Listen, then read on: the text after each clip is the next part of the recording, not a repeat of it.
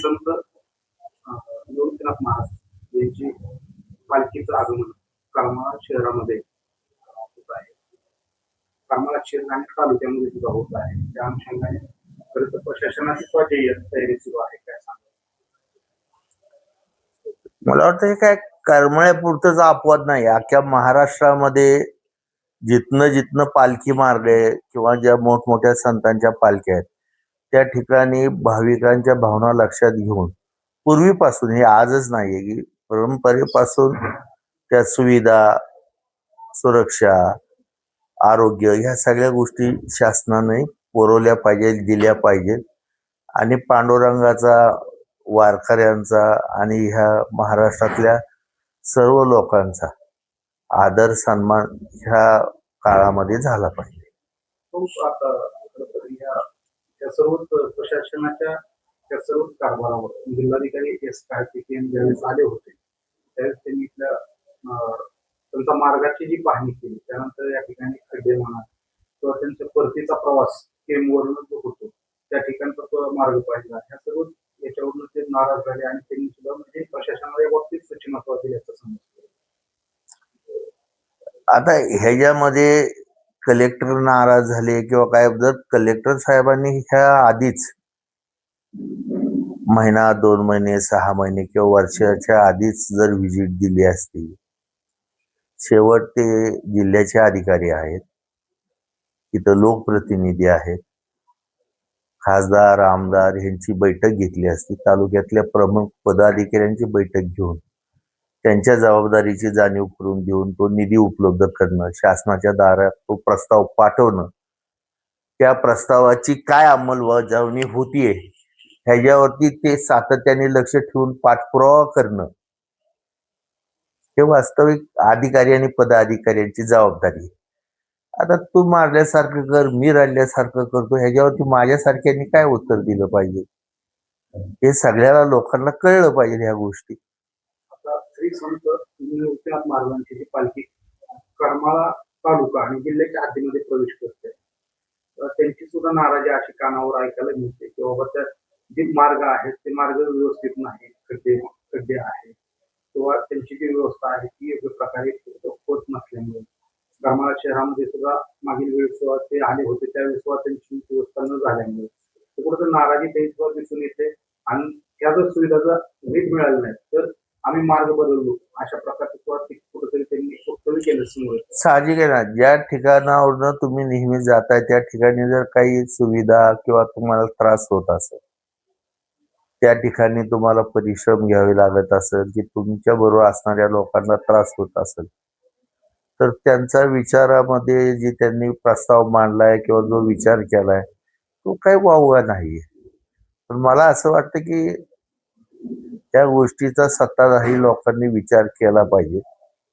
आज एवढ्या मोठ्या संतांची पालखी तुमच्या भागातनं जाती, शहरातनं, तालुक्यातनं, तो बी एक खूप मोठा आशीर्वादाचाच भाग आहे. आणि नुसती ती पालखी मार्ग हे करत नाही तर तुम्हाला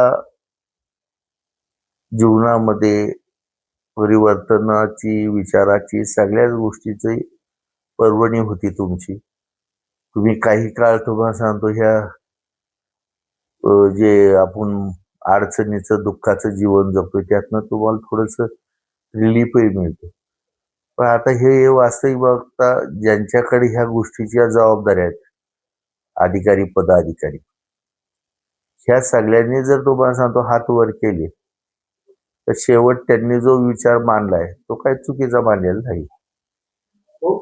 त्या सर्व प्रक्रियेबाबत जसं आपण आता वक्तव्य केलं तेव्हा त्यांनी मार्ग बदलला तर त्यात काही चुकीचं नाहीये, कारण की शेवटी त्यांना जर ज्या ठिकाणी सुविधाच नीट मिळत नसते त्या ठिकाणी ते चुकीचं हे करणार नाही. परंतु ह्या सर्व बाबीमध्ये कुठेतरी प्रशासनाचे लोकप्रतिनिधी जबाबदार आहे. आता हे तुम्हाला सांगतो, मी एकट्याने होय म्हणण्यापेक्षा तुम्हाला माहित नाही का, आणि लोकप्रतिनिधींना, प्रशासनाला लोकांनी नेमले. प्रशासन म्हणजे काय, जे अधिकारी आहेत त्या अधिकाऱ्यांना सुद्धा आमच्या टॅक्स मधनच पैसे जातात ना, पगार. वास्तविक ते जनतेचे नौकर आहेत. लोकप्रतिनिधी सुद्धा हा जनतेचा नौकरच आहे. मगाच मी भाषणात सांगितले ते जनतेचे बाबा पाईक आहेत, चालकरी आहेत. त्यासाठी तुम्हाला लोकांनी निवडून दिले, मालक म्हणून नाही, तुम्ही देव म्हणून नाही आहेत. पण तुमचं कर्तव्य तुमच्या सगळ्या गोष्टीतला जर विसर पडला असेल आणि नौकरच मालकासारखा वागत असेल तर ही मोठी शोकांतिका आहे. हे पूर्वीच्या काळामध्ये एक म्हण होती की पावसाने झोडपलं आणि नवरीने मारलं तर ओरड कुणाकडे सांगायची. अशी आजच्या मतदाराची जनतेची अवस्था. तो आता तुमच्या भाषणाचं म्हणा किंवा तुमचं भाषण हे सर्वस्व करमाळा तालुका आणि महाराष्ट्र राज्याला परिचित आहे. यामध्ये आता जर पाहिलं तर तुमच्या भाषणाचा कुठेतरी कल हा एक समाज परिवर्तनाचा, कुठेतरी समाज परिवर्तनाचा असल्यासारखा जरा वेगळीकडे जरा हे दिसतोय. हे काळ ही काळाची गरज आहे. मी बुजुर्ग आहे. मी 60 सोडून 66 माझं वय आहे. शेवट आमच्यामध्ये शारीरिक क्षमता वगैरे जरी कमी असली तरी आमचा अनुभव हा खूप दांडगा आहे. पूर्वी असं मला वाटतं तुमच्या मिर्झा गालिबने सांगितले की बुजुर्गों से क्या लोगे, ना उनके पास ताकत है ना कुछ दौलत है, तो उनसे सबसे बड़ी बात है कि उनके पास तजुर्बा है. अनुभवाच्या शिदोऱ्या आमच्याकडे. भविष्यकाळ चुकीचा वाटतोय. समाजामध्ये मी सांगितलं म्हणून समाज सुधारणार नाहीये. ते बऱ्याच लोकांनी सांगितलं की लोक टाळाने बी सुधारली नाही आणि चाळाने बिघडली नाही. काय पण सांगावं असं वाटतं.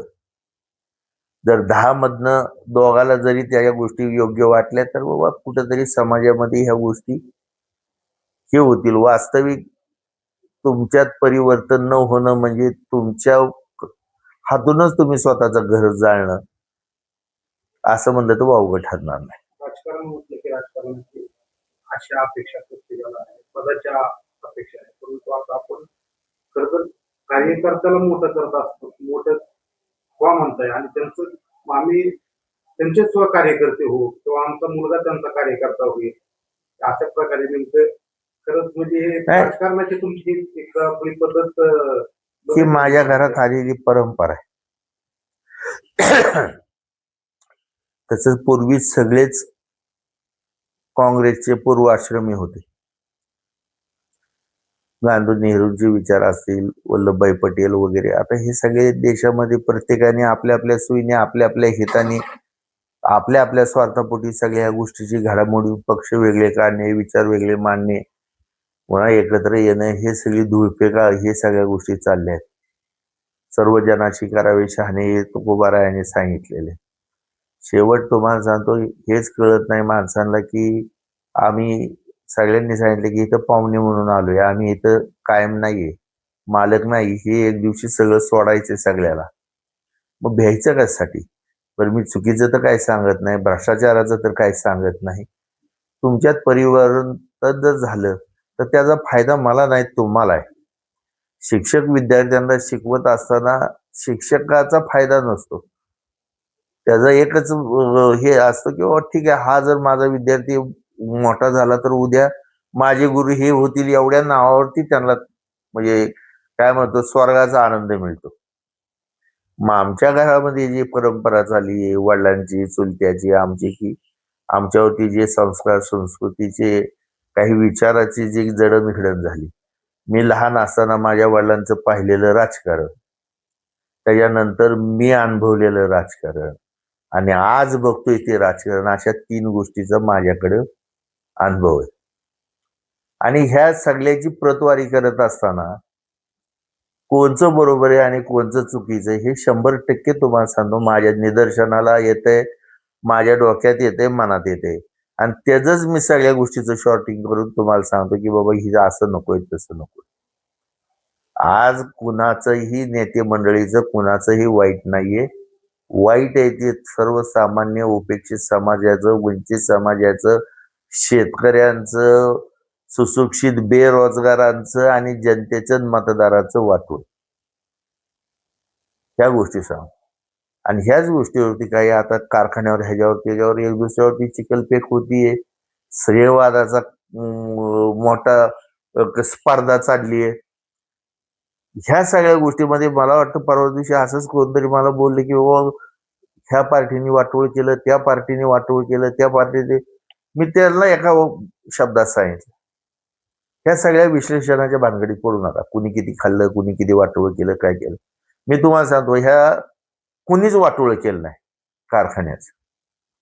मग म्हणले हे असं घडलं कसं? कारखान्याचं वाटोळ करायला आणि कारखाना मातीत घालायला एक नंबर जबाबदार कोण असेल तर तो म्हणजे ऊस उत्पादक मतदार सभासद. ह्यांनी कारखान्याचं वाटोळ केलं.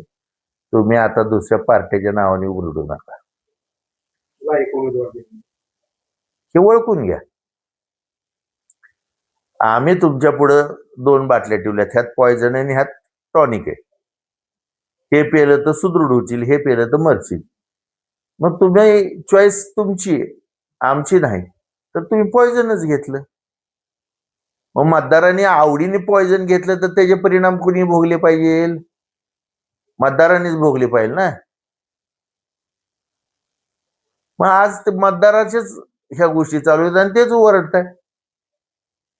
आता मला कुठलाही प्रतिस्पर्धी असले, आम्ही आता राजकारणामध्ये एवढं अज्ञानानं वागतो की तो माझा विरोधक आहे, हे माझा विरोधक आहे, ही भावनाच पूर्वी नव्हती. जे राजकारण मी बघितलं ते त्या काळामध्ये इलेक्शन ते निकाल, नामनिर्देशन ते निकाल, एवढंच राजकारण असायचं. त्याच्यानंतर सलोख्याने विचाराने राजकारण व्हायचं. मग कैलासवासी नामदेवराव जगताप असतील, महर्षी शंकरराव मोहिते पाटील असतील, असे अनेक मोठमोठे दिग्गज नेते होते. त्यांनी कधी तुम्हाला सांगतो सुडाचं, घराणेशाहीचं, भ्रष्टाचाराचं राजकारण केलं नाही. हे न केल्यामुळं त्यांची एक दुसऱ्याबद्दल तेवढं पारदर्शकता बी होती आणि विश्वास बी होता. एक दुसऱ्याच्या शब्दाला ते मान बी देत होते.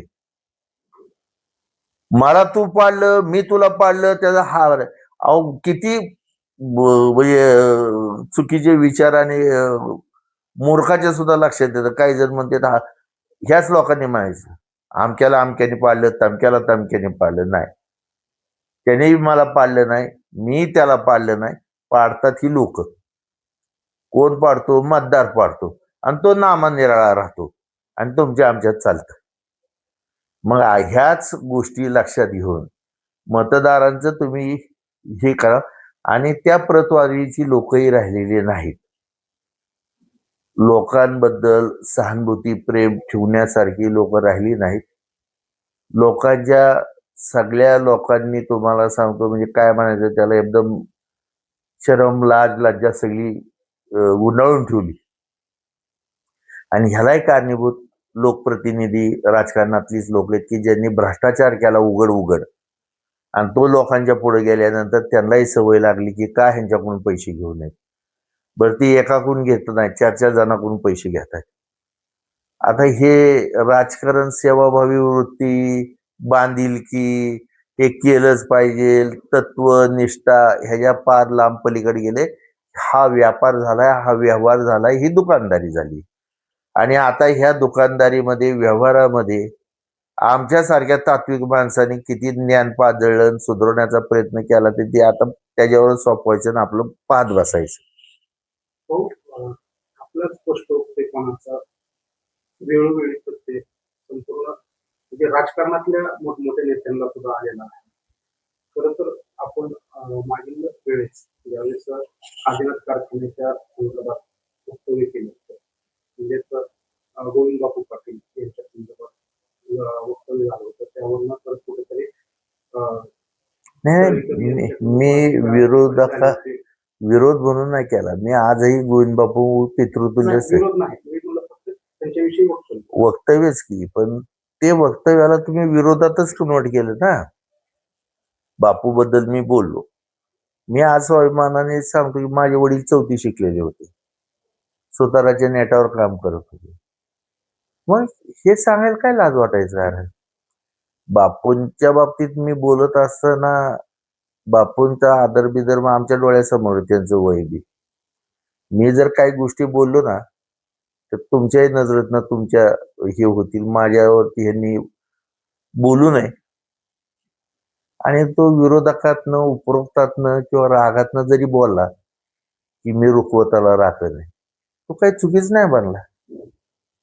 तळेकरासारखी तुम्हाला सांगतो पगारावर जगणारी बायकोच्या किंवा कशावरती जगणारी त्याची उपजीविका आहे, त्या बिचाऱ्याचं पोट बोलते, तो बोलत नाही. मग असले जे त्याचे नेते आहेत काही बाकीचे आहेत की रुखवतात येऊन तोड घालतील, रुखवताचा नाश करतील, म्हणूनच मी रुखवताला राखण बसलो म्हणून त्यांनी मार्मिक पद्धतीने सांगितले. आणि मी रुखवताला राखणे म्हणूनच तालुक्याचा रुखवता अनेक सुद्धा शाबित आहे, हे लक्षात घ्या. मी जर रुखवताला राखण नाही राहिलो तर तुम्हाला सांगतो काही शिल्लक राहायचं नाही. ते बिचारा योग्य बोललाय, मी त्याच्याबद्दल त्याचे आभार मानतो. करमाळा तालुक्यामधले 2 कारखाने आहेत. मकाई कारखाना आणि आदिनाथ कारखाना. आता यांनी आता सांगितलं की कुठे ते दोन्ही कारखाने सहकारी तत्वावर आता चालण्याच्या स्थितीमध्ये नाही. कुठेतरी हे आता कुठं भाडे पट्ट्यावर द्यायचे हीच परिस्थिती तालुक्यात. नाही, आप्पासाहेबांनी सांगितलं ते काही चुकीचं सांगितलंय किंवा वावगं सांगितलं किंवा वेगळं सांगितलं असं नाहीये ना. आणि हे काय फक्त आप्पासाहेबांनीच सांगितल्यावर तुम्हाला कळते का? तुम्हाला दिसते ना डोळ्यात येतं. ठीक आहे, आप्पासाहेब वरडले असतील मोठ्याने, ए पुढं दरी दरी पडताल, पण तुम्ही चालताना तुम्हालाही डोळे उघडे दिसतील ना. फक्त तुम्ही बोलला नाही, ते बोलले. ह्या वस्तुस्थितीला काय नाकारायचं? बरं, मला म्हणतो आप्पासाहेब बोलले, तुम्ही पत्रकार आहेत, मग मला तुम्हाला प्रश्न विचारायचे, जर आप्पासाहेब बोलले नसते तर तुमच्या डोक्यात हा मनात किंवा ह्याच्यात वैयक्तिक बैठकीत ही चर्चा झाली नसती का? सहकार संपूर्ण ह्याच्याकडे चाललंय, ही गल्ली बोळत चर्चा, त्याच्याबद्दल काय वाद नाहीये. नगरपालिकेच्या आपण नगरपालिकेमध्ये ज्या गटाची सत्ता होती त्यावेळेस वैभवराज जगताप नगराध्यक्ष होते. स्वच्छतेच्या बाबतीमध्ये त्यांनी चांगल्या प्रकारे काम केलं आणि पुरस्कार सुद्धा त्यांना राज्यस्तरीय मिळाले. ते नगरपालिकेला नोंद घेतलेली आहे राज्याकडून. आता खरं तर स्वच्छतेच्याच दृष्टिकोनातून निवृत्तीनाथ महाराजांच्या पालखी कुठेतरी वळवण्याचा विचार. आता महाराजांची पालखी वर्षातून एकदा येते. जनतेला 5 वर्ष शेवट ज्यांच्या हातात तुम्ही सत्ता दिली, आम्ही तर दिली नाही, लोकांनीच दिली. मग त्यांनाही अनुभव नाहीये, थोडस लोकांनी कळ काढावी. बर, ते कचरा करत नाहीत ना, लोकच कचरा करतायत. मग त्यांचा स्वभाव असा आहे की तुम्ही केलेला कचरा आम्ही का उचलायचा? त्यांचं बी योग्य आहे. आता देशात बघा, आखाती देशात बघा, मुस्लिम देशात विशाल 8 दिवसांनी जुम्मा की जुम्मा आंघोळ करते, तसं आपल्याही लोकांनी सवय पाडावी. थोडस शासनानं बी सांगतंय पाणी अडवा, जपून वापरा, पाणी जिरवा. काय हरकत आहे त्याला असं जनतेने करायला? उलट ते चांगलं मार्गदर्शन करतात जनतेला. आता तुमच्या बोलण्यातले 2 अर्थ कुठले घ्यायचे, नेमके राजकारणातला कचरा काय नेमका आता घरात लागतात? नाही, हे आता तुम्ही ठरवा. माझी एवढी परिपक्वता माझ्या बुद्धीची नाहीये, त्यामुळे मी बोललोय त्यातनं तुम्ही विश्लेषण करायचं. उद्योजन 50%च्या पुढे भरलेला आहे. हो. आणि करमाळा तालुक्या या ठिकाणी दहीगावचं सिंचन, करमाळा तालुक्यामध्ये पावसाचं प्रमाण नगण्य नाहीतच नाही. आणि शेतकऱ्यांना जीवनदायी वरदायी ठरणारं दहीगावचं सिंचन योजना म्हणजे आता त्याचं आवर्तून सुटणं गरजेचं आहे. आणि करमाळा शहराला सुद्धा पाणी पुरवठा करण्यासाठी एक मोठ्या प्रमाणात पाणी येणं गरजेचं आहे. नाही, शासनाचं जे लाईटीचं सुद्धा 8 तास नाहीये. ही सगळ्यात मोठी शोकांतिक आहे. मी मगाशी म्हणलो तसं की ह्या सगळ्या चुका आपण जे पूर्वी म्हणायचो की स्वतःच्या हाताने स्वतःच्या पायावर दगड मारून घेणं हे लोकांनी केले, तर शेवट होणाऱ्या वेदना, होणारे पेन, त्याच्यावर सुद्धा त्यांनीच मार्ग काढावा ना. यावेळेस 90ला मी विधान परिषदेसाठी इंडिपेंडेंट उभा होतो.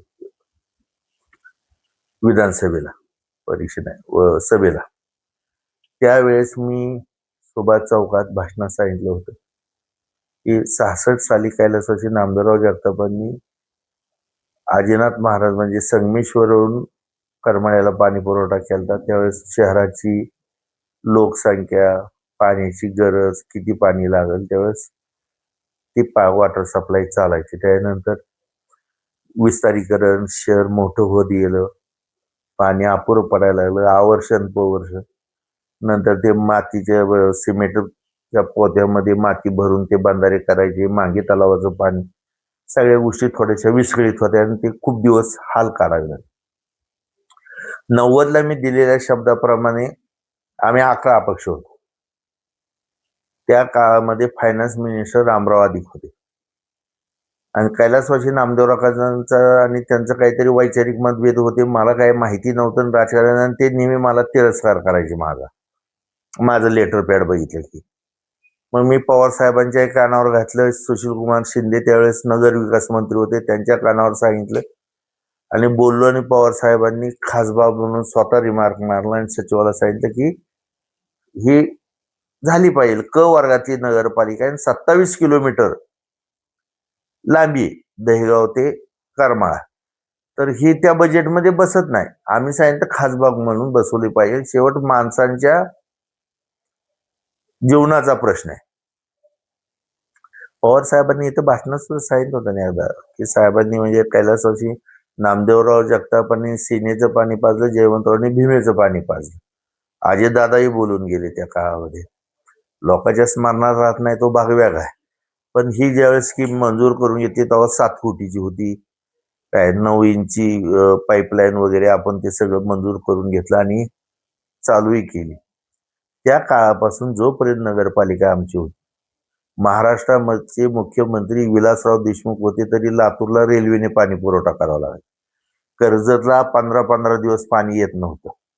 आमच्या आजूबाजूच्या सगळ्या पाण्याची परिस्थिती बघा.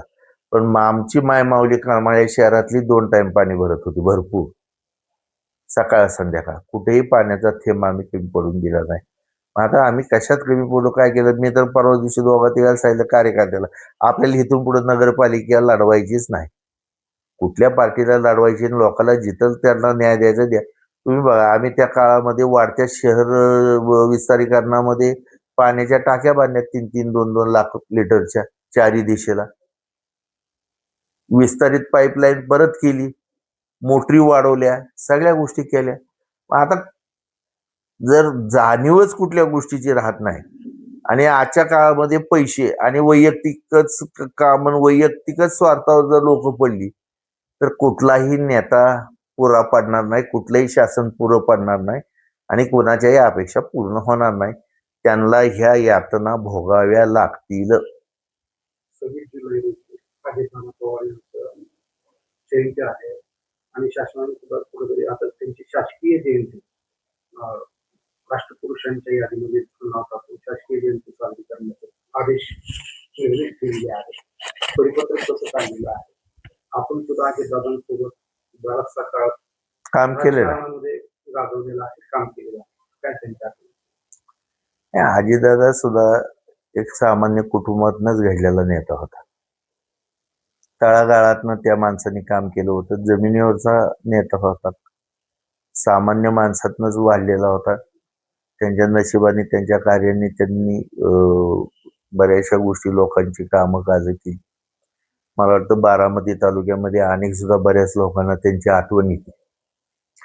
त्यांनी घडवलेल्या बऱ्याचशा नेते कार्यकर्त्याला सुद्धा त्या माणसाची आठवण येते. शेवट नीतीजन काळाच्या पुढे कुणीही जाऊ शकत नाही. पण आता ह्या जयंतीच्या निमित्ताने मी त्यांच्या आत्म्याला शांती लाभो आणि त्यांचे विचार, त्यांचं काम जे त्यांनी योग्य केले ते त्यांच्या कार्यकर्त्यांनी, समाजाने लक्षात ठेवून ती पुढं दिंडी चालवण्याचा प्रयत्न करावा, असं मला वाटतं. की हो ठीक आहे, शेवट माणूस गेल्यावरच त्याचं कौतुक केलं जातं, ही आपली प्रथा आहे. जोपर्यंत तो आहे तोपर्यंत त्याला शिव्या गाळी, बोटं मोडणं, निंदा करणं, टीका करणं हे चालूच असतं. माणूस आहे चांगलं म्हणजे चुकतो तोच माणूस असतो. चुका जो होत नाही तो देव आहे. चुका झाल्या पाहिजे, त्या सुधारवल्या पाहिजे. त्या चुका सुद्धा गुरुच आहेत. त्याही अनुभव देऊन जातात किंवा हे असं असं चुकले ते सुधरून घे. ते सुधरवल्यानंतर परत तुम्ही नव्याने तुम्हाला सगळ्या गोष्टी लौकिक नाव हे वगैरे मिळतच. त्यांच्या आणि तुमच्या संबंध हे संपूर्ण तालुक्यासाठी सर्वश्रुत आहे. त्यांच्यासोबत काम केलं जातं. एखाद्या अकोट करमाळा तालुक्यामध्ये कामाच्या नाही, अजित दादाचे माझे भयंकर चांगले संबंध होते. बऱ्याच वेळा काही लोकांनी त्यांचा गैरसमज केला. आम्ही दोघं एकत्र बसायचो. काही त्यांच्याकडे बी सुद्धा काही अडचणी असायच्या काही कारणामुळे थोडस ठीक आहे, पण दादा माझ्या बरोबर मनमोकळं बोलायचे. राजकीय विषयावर बी काही घरगुती विषयावर बी मी तर काही जाहीरपणे बोलणार नाही, पण त्याला साक्षी त्यांच्या तालुक्यातली सुद्धा लोक आहेत.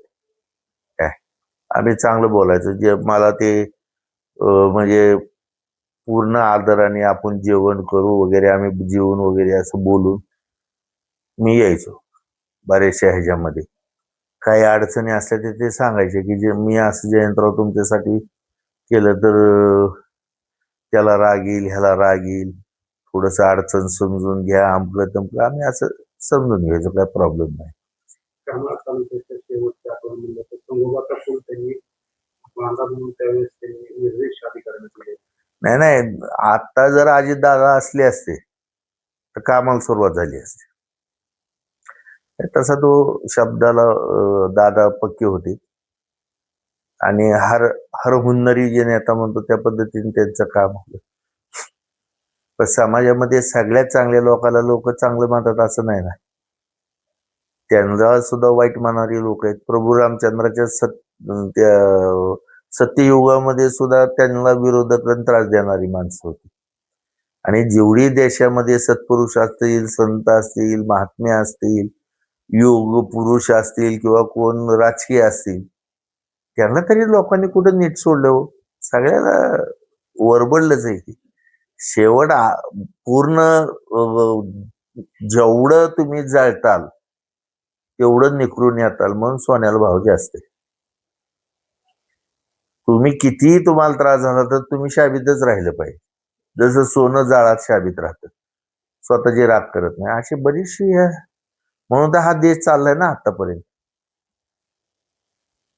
जे आता तुम्हाला सांगतो जातीवादी चाललंय. 350 वर्ष मुसलमानांनी ह्या देशावर राज्य केलं. 150 वर्ष ब्रिटिशांनी केलं. बऱ्याच लोकांनी राज्य केलं. मग कुठं धर्म संपले? हिंदू बी संपले नाही, मुस्लिम बी संपले नाही. आणि हे दोन्ही एकत्र आहे म्हणून देश बी चांगला चालतोय. विकासाचं बघा, बाकीच्या गोष्टी बघायला बोलायला गेले की परत पोलीस येतात, अटक होती, धाडी पडतात, भानगडी काय सांगायचं बाबा. आणि तुम्ही लोक ते खापल्या काढता आमच्या घेण्या देण्याचे.